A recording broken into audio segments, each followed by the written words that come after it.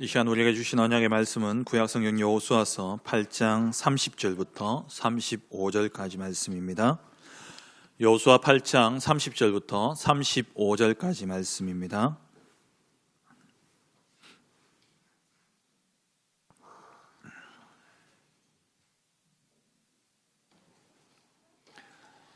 구약성경 여호수아 8장 30절부터 35절까지 말씀을 교독하겠습니다. 그때 여호수아가 이스라엘의 하나님 여호와를 위하여 에발산에 한 제단을 쌓았으니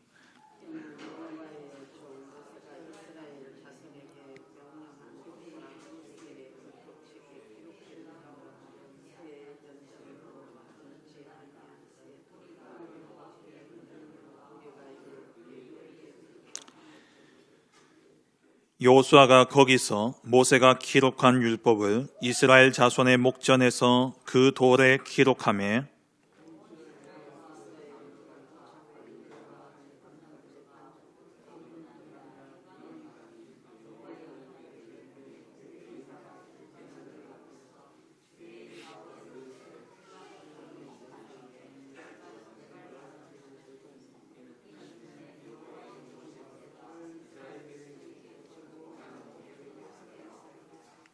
그 후에 여호수아가 율법책에 기록된 모든 것대로 축복과 저주하는 율법의 모든 말씀을 낭독하였으니 모세가 명령한 것은 여호수아가 이스라엘 온 회중과 여자들과 아이와 그들 중에 동행하는 거류민들 앞에서 낭독하지 아니한 말이 하나도 없었더라.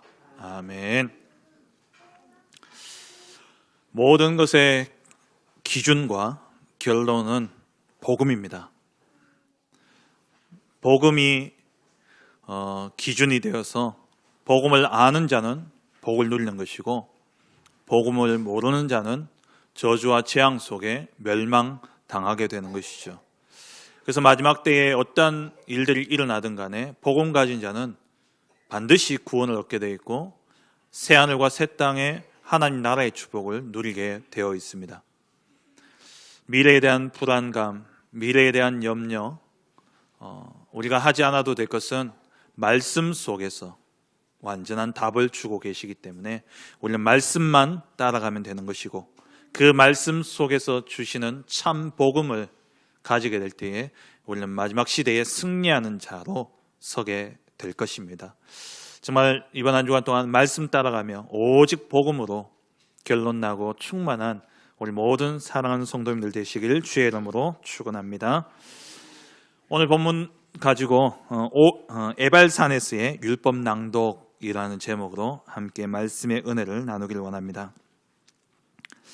우리가 어떤 일을 함에 있어서 놓치지 말아야 될 가장 중요한 것이 있습니다. 그것이 무엇이겠습니까? 내가 이 일을 왜 하느냐, 그 일에 대한 본질을 우리는 잊지 말아야 되고요.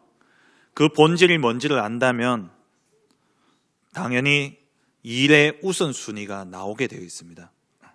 그래서 무슨 일을 하든 간에 이 일을 왜 하느냐, 왜 필요한가, 본질을 먼저 생각해야 되고 그리고 그에 따라 우선순위가 나와야 되는 것이죠.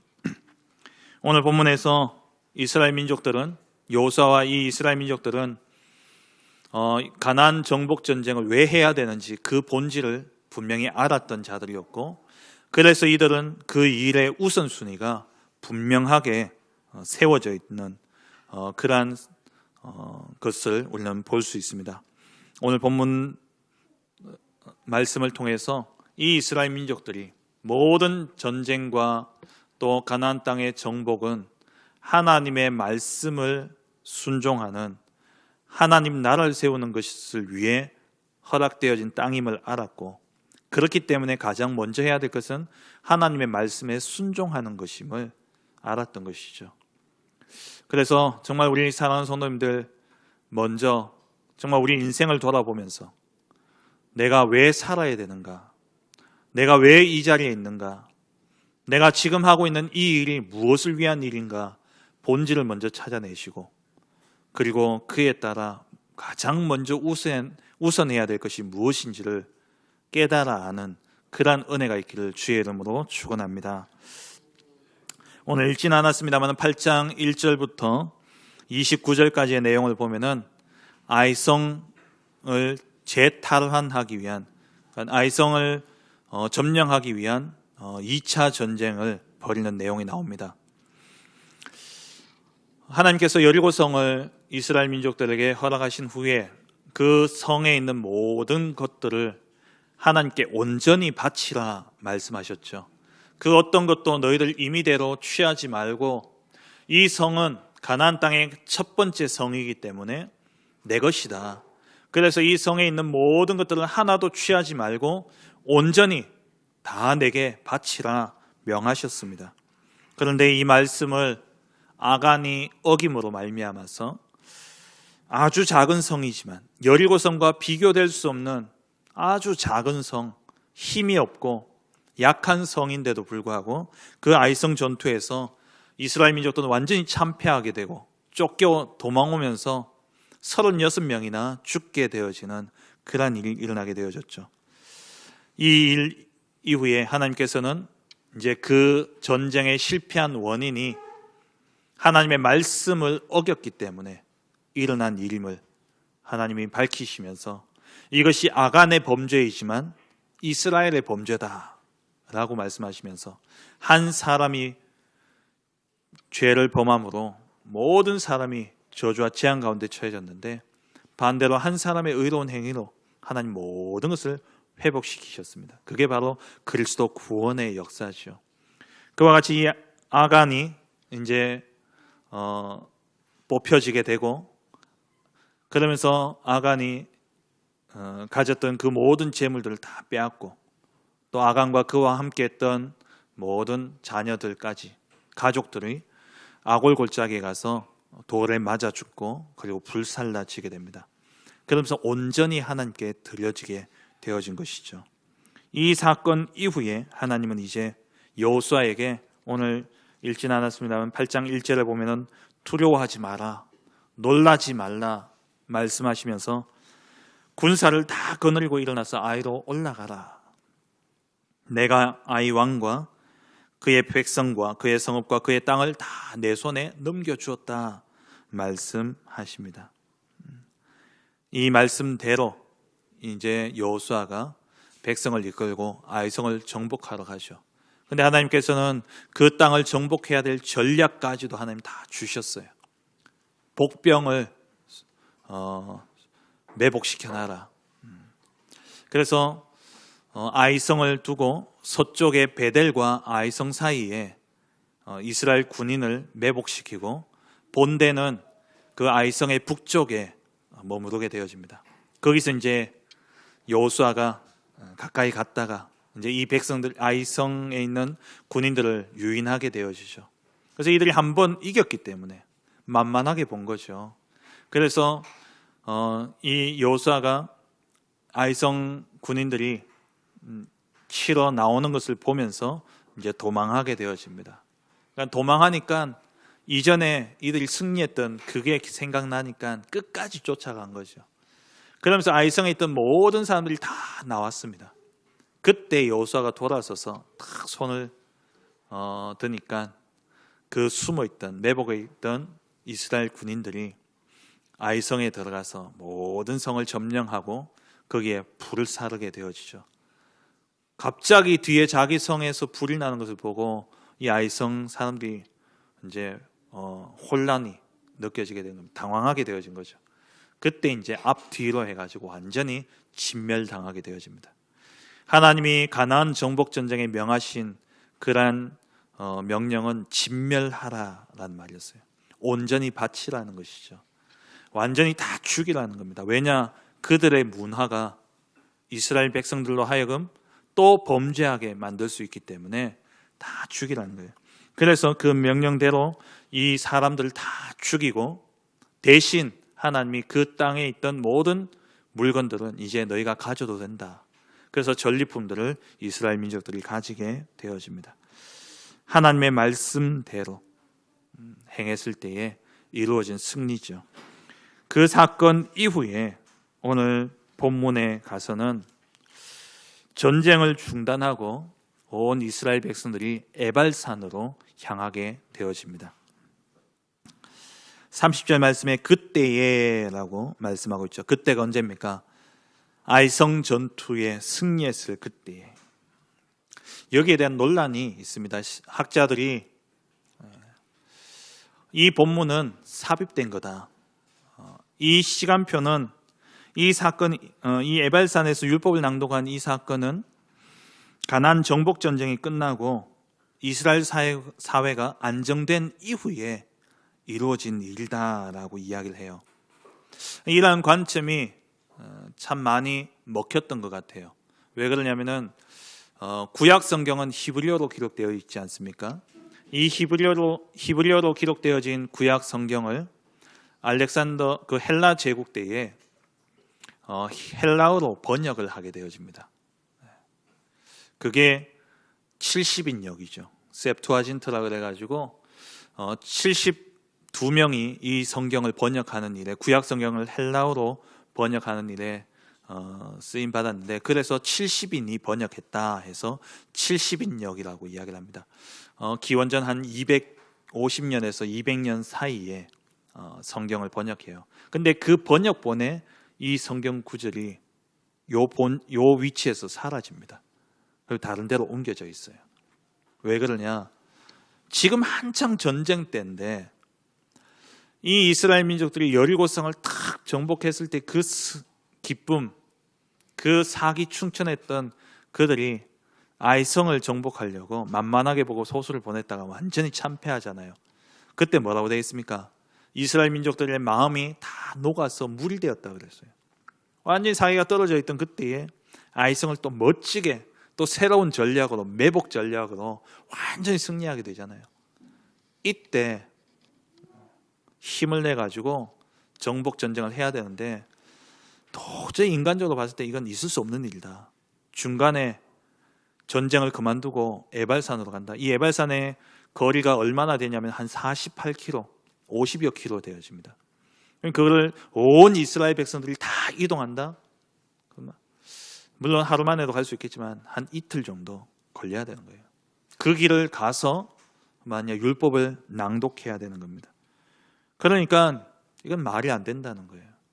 그래서 이것은 아마 가나안 정복을 다 마치고 그리고 난 다음에 조용할 때 그때 행했을 것이다 라고 이야기해요.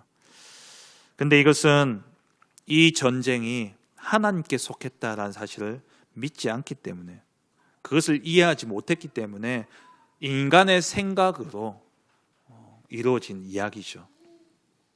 그런데 우리가 계속해서 우리가 말씀을 보면서 보았듯이 전쟁은요, 이 가나안 정복 전쟁은 하나님께 속한 것입니다.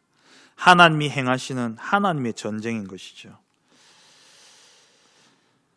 그래서 이 여리고 전투뿐만 아니라 아이성 전투를 겪으면서 여호수아는 한 가지 중요한 결론을 내리게 되었을 겁니다. 왜냐? 하나님의 말씀에 순종하지 않았을 때는 아무리 쉬운 전쟁도 이길 수 없다는 거예요.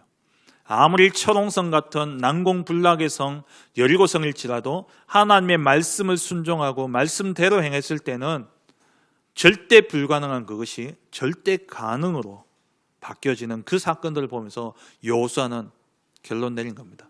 하나님의 말씀에 순종해야 된다. 하나님의 말씀 따라 가야 된다. 그래서 무엇보다 중요한 것은 이 백성들이 하나님 앞에 성결케 되어지는 것이고, 그리고 하나님의 말씀 율법을 준수하는 그것이 가장 우선되어져야 되는 일임을 이 여호수아와 이스라엘 백성들은 알았던 것이죠. 그래서 아이성을 정복한 이후에 이 여호수아는 지난날 모세가 명령했던 명령이 생각났던 겁니다. 오늘 이 본문은요, 우리가 잘 아는 신명기 28장에 어마어마한 복을 주시는 내용이 나오잖아요. 그 앞서서 27장, 28장에 모세가 이스라엘 민족들에게 명했던 그 명령을 준행하는 내용입니다. 신명기 27장에 보면은 모세가 이스라엘 장로들과 함께 온 이스라엘 백성들에게 명령한 그러한 내용입니다. 우리 신명기 27장을 한번 볼까요? 신명기 27장을 함께 보겠습니다.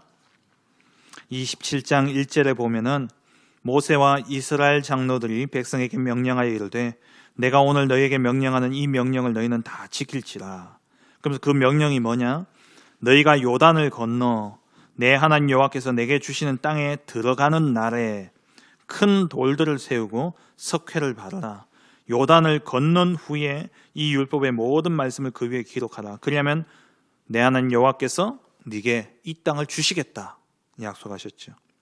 그러면서 4절에 요단을 건너거든 오늘 너희에게 명령하는 이 돌들을 에발산에 세우고 그 위에 돌에 석회를 바르고, 왜냐하면 그게 이제 글씨를 써야 되니까, 글을 새겨야 되니까 돌 위에 석회를 바르고 이제 거기에 하나님의 율법을 새기게 되어지죠. 그러면서 5절에 쇠 연장을 대지 말고 돌단을 쌓고 있는 그대로 돌단을 쌓으라는 거예요. 그러면서 그 돌단 위에 번제를 드리고 화목제를 드리고 오늘 아까 읽었던 그 본문의 명령이 그대로 주어지게 되죠. 그러면서 12절에 보면은 너희가 요단을 건넌 후에 시몬과 레위와 유다와 이사갈과 요셉과 베냐민은 백성을 축복하기 위해서 그리심산에 서고, 반대편에 이 그리심산과 에발산이 서로 마주보고 있어요. 마주보고 있고 그 사이에 골짜기가 있습니다. 그래서 그리심산의 6지파 그리고 에발산의 6지파 나눠서서 거기에서 서로 마주보면서 그리심산에서는 축복을 선포하고 에발산에서는 저주를 선포하라고 하나님 명령을 하셔요. 근데 여기 보면 12지파 나오죠. 원래 13지파잖아요. 근데 왜 12지파냐? 여기는 에브라임과 므낫세, 요셉의 두 아들이었던 에브라임과 므낫세의 두 아들을 합쳐서 여기는 요셉 지파로 그렇게 나오고 있습니다. 그러니까 요셉이라고 그렇게 나와 있죠. 그래서 12지파예요. 레위를 포함해서 12지파. 그래서 6지파씩 나눠서 그리심산에서 축복을 선포하고, 또 맞은편에 에발산에서 또 저주를 선포하라고 말씀하시죠. 그리심산은 해발 한 881m 정도 되고요. 그리고 또 에발산은 한 940m, 두 개가 이제 거의 비슷해요. 그 사이에 한 210m 정도 깊이가 되는 계곡이 있다고 합니다. 그 계곡에 누가 서 있냐? 제사장들이 이제 언약궤를 들고 그 중간에 서게 되어지죠. 근데 이 명령을 오늘 27장에 보면은 언제 지키라 했냐? 2절에 보니까 요단을 건너, 그리고 3절에 보니까 요단을 건넌 후에, 그리고 4절에 보면 요단을 건너거든.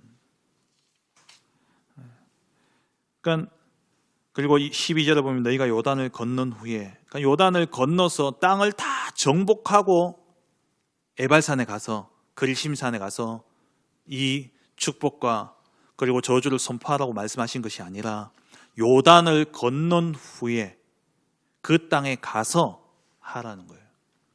사실 이 명령대로라면 요단을 건넌 후에 바로 갔어야 되는 거예요. 근데 잊고 있다가 이제 두 번의 전투 이후에 여호수아가 생각이 난 거죠. 그래서 모든 전쟁을 중단하고 명령을 따라, 말씀 따라서 50km나 떨어져 있는 그곳에, 우리가 뭐 한두 사람이 50km 가는 것은 금방 안 가겠습니까? 뭐 마라톤을 하더라도 마라톤 선수 같으면 2시간 하면은 그 길을 갈 수 있는 거리잖아요. 근데 이 민족이 다 짐을 다 지고 이동해야 되니까 아무래도 시간이 걸리죠. 그럼에도 불구하고 명령, 하나님의 말씀을 따라 이렇게 이행했던 겁니다. 이곳에서 그럼 무엇을 했냐? 에발산과 그리심산에서, 오늘 본문에 이제 돌아가서 이 에발산에서 율법을 낭독하게 되어지죠. 30절에 보면은 에발산에 한 제단을 쌓았다. 그러면서 이 제단을 모세가 명령한 대로 31절에 쇠 연장으로 다듬지 아니한 새 돌로 만든 제단이다. 그러니까 하나님이 말씀하신 그대로, 모세가 명령한 그대로 돌을 깎지 않고 그대로 있는 그대로 제단을 쌓게 되어집니다. 근데 이 제단을 어디에 쌓냐? 에발산에 쌓아요. 에발산은 저주를 선포하는 산입니다. 그 땅에 하나님이 왜 제단을 쌓아라 하십니까? 저주를 선포하게 될 때에 그 저주에서 안전할 수 있는 길은 죄사함을 받는 겁니다. 그래서 하나님께서 그 에발산에 단을 쌓게 하신 것이죠. 근데 그 단을 쌓을 때 왜 돌을 깎지 마라 그러냐? 있는 모습 그대로 나가야 돼요. 우리가 예배하러 나올 때는요, 있는 모습 그대로 나가야 됩니다. 포장하지 않아야 돼요. 나를 이렇게 가려서는 안 되는 것이죠. 있는 모습 그대로 꾸밈 없이 그대로 하나님 앞에 나아가야 되는 것을 의미하는 것입니다. 거기서 뭐 하느냐? 번제와 화목제물을 드립니다. 번제는 우리의 모든 원죄, 문제 해결받고 우리의 인생 전체를 하나님께 온전히 드리는 것, 그게 번제죠. 번제는 제물 하나도 버리는 게 없습니다. 다 드리게 되어 있어요. 피는 뿌리게 되어 있고 제단에 뿌리게 되어 있고, 그리고 내장과 다리와 모든 것을 각을 떠서 하나도 버리지 않고 그대로 다 불살라서 하나님께 온전히 드립니다. 그러니까 우리의 인생 전체를 하나님 앞에, 우리의 전부를 드리는 거예요. 이게 헤렘이죠. 온전히 바치라. 온전히 하나님 앞에 바친 거예요. 그리고는 화목제를 드립니다. 이것은 하나님과의 관계를 회복하는 거예요.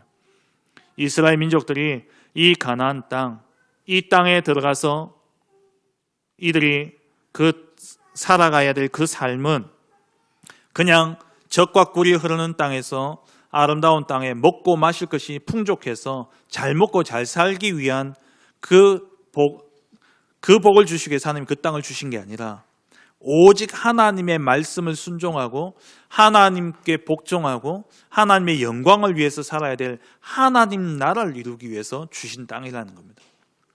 그래서 가장 먼저 회복되어져야 될 것이 뭐냐면은 하나님과의 관계가 회복되어져야 되는 것이죠. 그래서 이곳에서 번제와 화목제물을 드리게 되어집니다. 그리고는 이곳에서 이제 32절에 모세가 기록한 율법을 이스라엘 자손의 목전에서 돌에 기록하라고 말씀하시죠. 이 돌에 기록합니다. 왜냐하면 이 언약궤 안에 두 돌판이 들어가 있어요. 그래서 이들이 하나님의 말씀을 들어서 알고는 있지만 눈에는 사실 보지 못하죠. 그래서 하나님이 눈에 보이도록, 눈에 직접 보도록 하게 하기 위해서 돌에 기록하라고 말씀하신 겁니다. 모세에게 주었던 그 율법을 그대로 기록하는 거예요. 눈앞에 두고 보라는 겁니다. 늘 각인하고 늘 기억하라는 것이죠.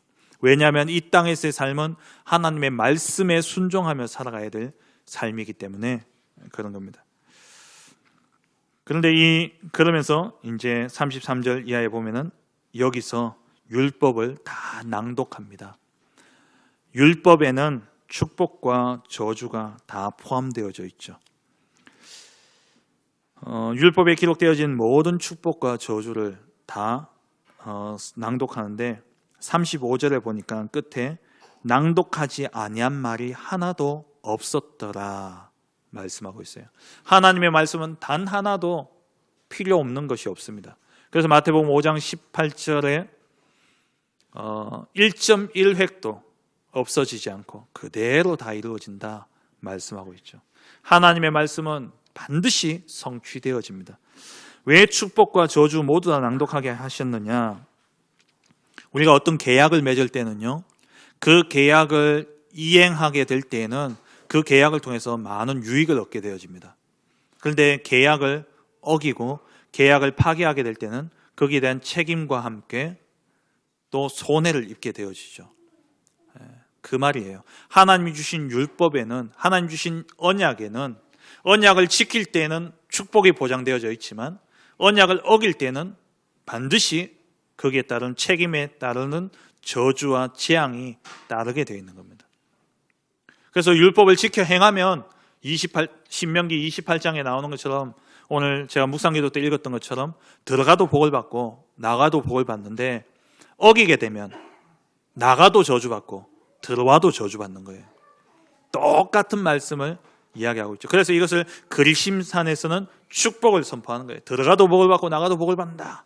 근데 에발산에서는 이 6지파가 반대로 이 율법을 어기게 되면, 이 말씀대로 지켜 행하지 않으면 너희는 들어가도 저주받고 나가도 저주받는다라고 말씀하고 있는 겁니다. 구원도 마찬가지죠.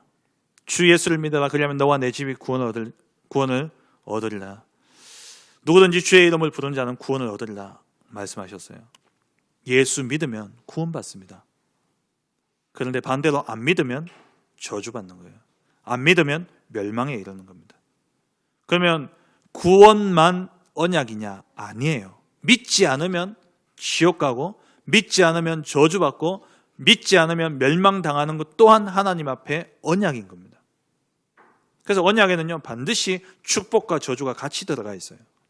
하나님의 말씀에는 반드시 축복과 저주가 같이 들어가 있습니다. 양면이에요. 말씀대로 행하면 복받고, 말씀대로 행하지 않으면 그에 대한 책임과 함께 저주와 재앙이 따르게 되겠는 거예요. 그다음 우리가 강단 말씀을 받고 우리가 평소에 신앙생활 할 때 말씀을 받을 때에 우리는 그냥 그렇게 생각할 수 있잖아요. 아, 내가 오늘 말씀 받으면 그 말씀의 성취를 보고 축복받겠구나. 반대도 있습니다. 내가 오늘 말씀 놓치면 저주의 자리에 앉게 되는 거예요. 멸망의 자리에 서게 되는 겁니다. 그래서 우리는 생명 걸고 말씀 받아야 되고 생명 걸고 말씀을 따라가야 되는 것이에요.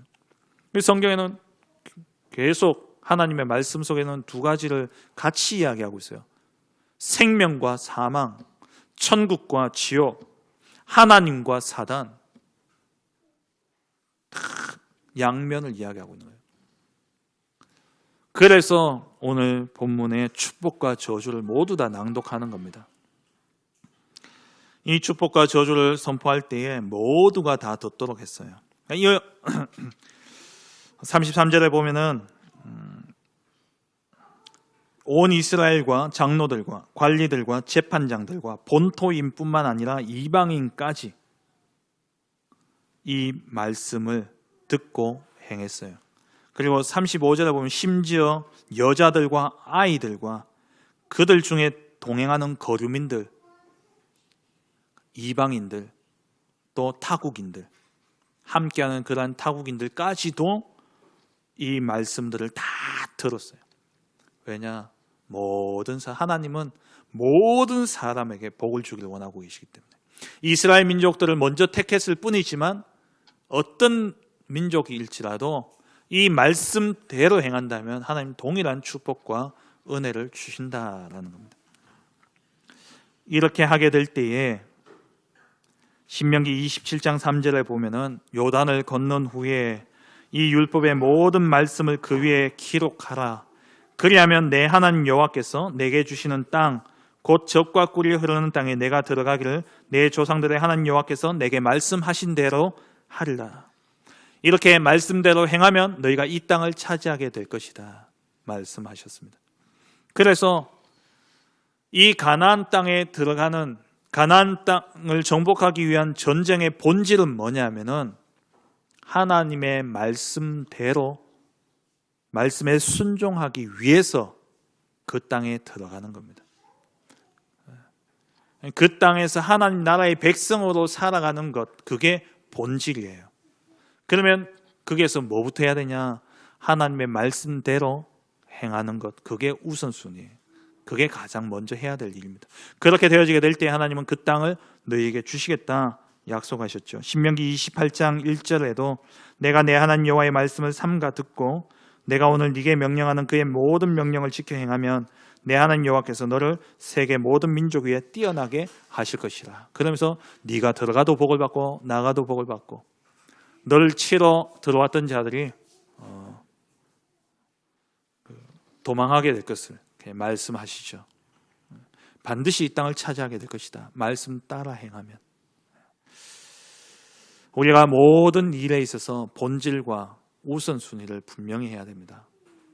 내가 사업을 하든지 또 내가 결혼을 하든지 내가 자녀를 키우든지 내가 공부를 하든지 무엇을 하든지 간에 왜 해야 되는가, 거기에 대한 본질을 먼저 알고 있어야 되는 것이죠. 말씀을 맺겠습니다. 하나님의 목적은 이스라엘 백성들을 가나안 땅에 이끌고 가서 하나님의 말씀에 순종하며 하나님만 섬기는 그 하나님 나라 백성으로 삼는 것, 그리고 그들로 하여금 제사장 나라가 되게 하셔서 온 인류가, 온 백성들이, 온 열방들이 이 이스라엘 민족들과 같이 이들이 받는 이 복을 보면서 모든 백성들도 하나님을 섬기고 하나님의 말씀에 순종하고 하나님의 통치함을 받는 하나님 나라 백성이 되도록 하는 것, 그게 하나님의 목적입니다. 이게 본질이에요. 그렇다면 이 땅을 주시는 분, 이 전쟁에 승리하게 하시는 분은 하나님이시죠. 그래서 여호수아와 이스라엘 민족들은 가나안 땅을 정복하기에 앞서서 먼저 하나님의 말씀에 순종했던 겁니다. 가나안 땅을 정복한다고 해서 끝나는 것이 아니라 여호와의 말씀에 순종하고 그 말씀을 따라 살아가는 것이, 그게 이들의 삶이에요. 그 삶 가운데 가나안 땅을 정복하는 것이 들어있는 것이지, 가나안 땅을 정복하는 것이 목적이 아니라는 겁니다. 말씀에 순종하는 것이죠. 땅 차지가 가나안 정복 전쟁의 본질이 아니라 여호와의 말씀의 순종이 바로 가나안 땅 정복 전쟁의 본질인 겁니다. 가나안 땅에 들어가서 이 땅을 정복해서 그 땅에 살면서 만약에 이들이 말씀에 순종하지 않으면 그 땅에서 또다시, 그 아름다운 땅에서 또다시 멸망당하고 거기에서 애굽에서 노예된 것과 똑같은 삶을 또 살아야 되는 거예요. 출애굽에서 기뻤고, 그리고 이제 자기의 땅이 생겼고 자기의 나라가 세워졌는데 얼마나 기쁘겠습니까? 근데 그것이 보장되어지는 그것이 보장되어지는 이유는 뭐냐? 하나님의 말씀에 순종하는 것. 그게 본질이라는 거예요. 그 땅에 들어가서 차지하고 사는 게 본질이 아니라 하나님의 말씀에 순종하며 사는 게 본질입니다. 그렇다면 뭐부터 해야 됩니까? 말씀부터 각인되어져야 돼요. 하나님의 말씀대로 행하려면 말씀에 먼저 집중해야 되는 것이죠. 그래서 아이성 전투에 승리하고 난 다음에 바로 또 정복 전쟁을 한 것이 아니라 에발산에 가서 말씀을 확인하고 말씀을 각인했던 겁니다. 우리는 때로 어떤 일을 하게 될 때에 이 일이 우선되어질 수 있습니다. 내 사업이 우선될 수가 있어요. 또 공부가 우선되어질 수 있습니다.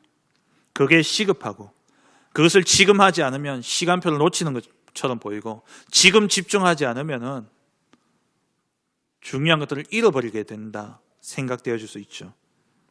하지만 그 모든 일을 우리에게 시작해 하신 그분은 하나님이십니다. 그리고 그 일을 마치게 하시는 분도 하나님이십니다. 그렇다면 우리의 모든 일의 우선은 하나님의 말씀에 순종하는 겁니다. 하나님의 말씀을 따라가는 거예요. 일이 우선이 아니라 하나님의 인도를 받아야 되는 겁니다. 하나님이 우리를 구원하셨어요. 우리를 구원하신 그 목적이 뭡니까? 이번 주 강단 말씀처럼 천국 복음이 온 세상에 모든 민족에게 증언되기 위해서 온 세상에 전파되리니 그제야 끝이 오리라. 그 끝에는 어떤 일이 일어납니까? 이 땅의 새하늘과 새 땅 하나님 나라가 완성되어지는 겁니다. 하나님의 역사의 중심은 뭐냐? 하나님 나라를 이루는 겁니다. 하나님 말씀에 순종하고 하나님만을, 우리 오후 예배 때 받았던 말씀처럼 여호와만이 참 하나님임을 고백하고 그 하나님만 섬기는 그 나라를 세우는 것이 하나님의 목적이에요. 그래서 성경은요, 시작과 끝이 모두 다 하나님 나라 건설로 이루어져 있습니다. 천지 창조, 이건 하나님 나라 창조예요. 마지막 요한계시록 21장부터 22장, 20장, 21장, 22장은 뭡니까? 새하늘과 새 땅이 건설되어지는 이야기입니다. 그럼 뭡니까? 하나님 나라 이루는 거예요. 그 역사는 뭡니까? 하나님 나라가 이루어진 역사예요.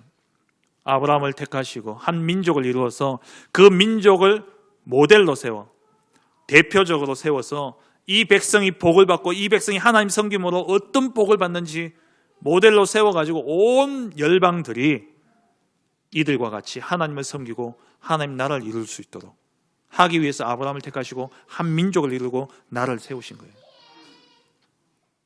근데 이게 뜻대로 안 되었죠. 선민의식에 빠지게 되고 자기들만 우월하다는 그 생각 속에 빠지다 보니까 하나님이 이제 그리스도를 통해서 전도라는 미련한 것을 통해서 하나님 나라를 확장해 가시길 원하셨던 겁니다. 그래서 저와 여러분을 부르신 거예요. 그럼 우리 삶의 목적이 어디에 있습니까? 우리 삶의 본질은 성공이 아닙니다. 우리 삶의 본질은 경제가 아닙니다. 건강이 아니에요. 명예가 아닙니다. 우리 삶의 본질은 뭡니까? 하나님 나라를 이루는 겁니다. 그게 우리의 본질이에요. 그렇다면 우리가 우선해야 될 일은 뭡니까? 복음 누리는 겁니다. 복음의 결론 내리는 거예요. 왜? 우리가 승리해야 되기 때문에. 이 세상 나라 가운데 우리가 승리해서 하나님 나라를 확장해 가야 되기 때문에 우리는 복음의 결론 내려야 돼요. 그게 우리가 해야 될 우선순위입니다. 복음에 집중하고 복음 누리고 복음 증거하는 것, 이게 우리가 해야 될 우선순위예요. 이거 놓치면 안 됩니다. 그래서 우리의 주업은 뭡니까? 전도자가 우리의 주업이에요. 부업은 뭡니까? 내가 하고 있는 업, 그게 부업이에요.